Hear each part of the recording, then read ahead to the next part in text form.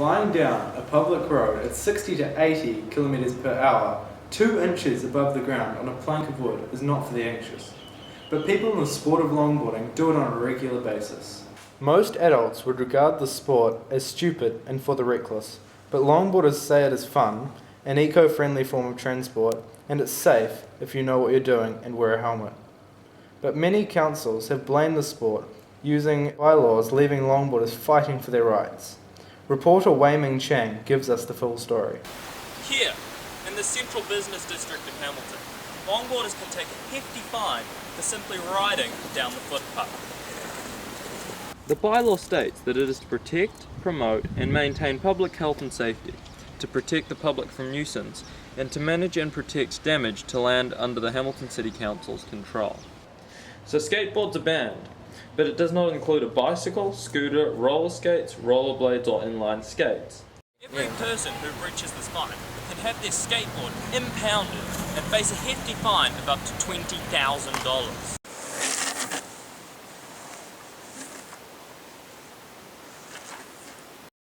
Our reporter, Loic Smith, interviewed the Hamilton City Council yesterday. Here's what happened.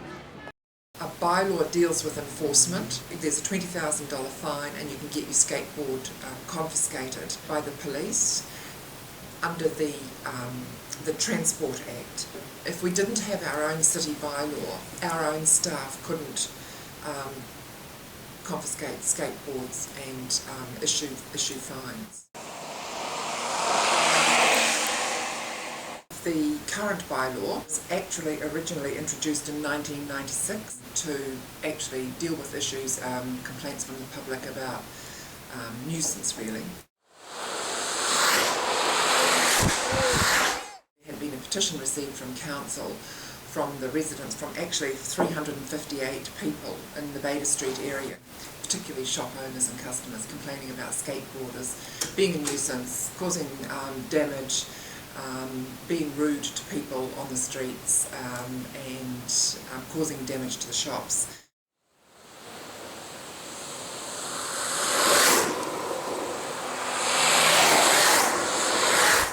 The 2007 bylaw that we had banned skateboarding in the whole of the CBD, so that started in Knox Street and it went right up Liverpool Street and Anglesey Street and Victoria Street. That's what the council have to say, but what does the public think? I think the bylaws are stupid and kind of ridiculous because we're not allowed to skate through the central part of town, which bikes and scooters are allowed to go through, which kind of means that we're being discriminated against. Scooters and bikes can do just as much damage to anything as a skateboard can. Skating through town should be all good because longboarding is a way of transportation, and when you need to get from A to B, it's kind of hard if you've got an obstacle in the way, like people trying to get you off your skateboard. We have safety gear. We have spotters sometimes as well, just to make sure there's no cars. The skateboarders, they're really loud and they leave like lines on the road and they do drifts. And, like they hit old Miss Farsi down the lane the other week, and you know they get in the way. They like hit people and they break stuff.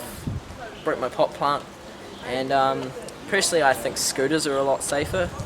The Land Transport Road User Rule 2004 covers the requirements that road users must adhere to when using the roading network, and classifies non-motorised vehicles such as scooters and skateboards and inline roller skates. Skateboards are called wheeled recreational devices, and so we said, well, why should we have a separate skateboarding bylaw when it's actually defined under the Land Transport Rule 2004?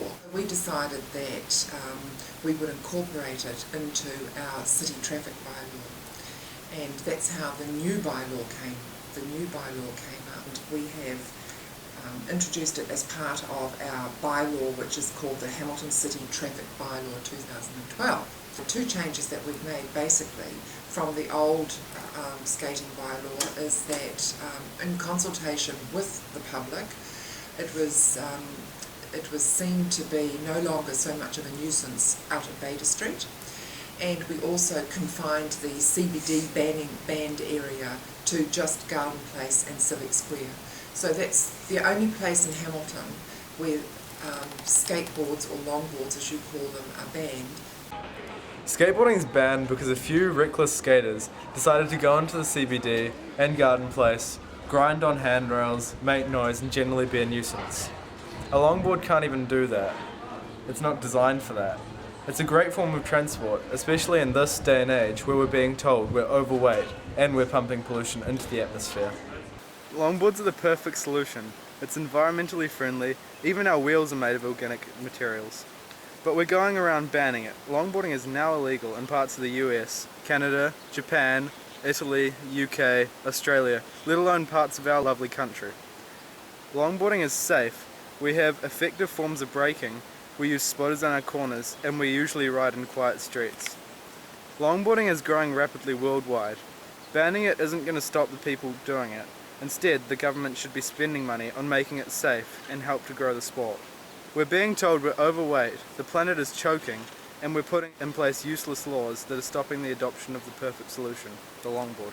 This is Wei Ming Chang signing off for Hamilton News. Back to you, Chrysostomus Cletus Kozlowski at the studio.